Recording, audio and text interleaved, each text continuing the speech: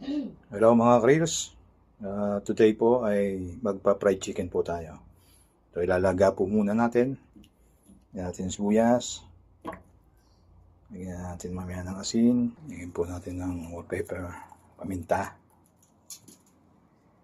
Lagyan po natin ng konting Ajinomoto. Ito po yung chicken at ibabaliktad po natin dahan-dahan para hindi masira yung balat niya. At yung apoy ay medium fire din po na dahan-dahan.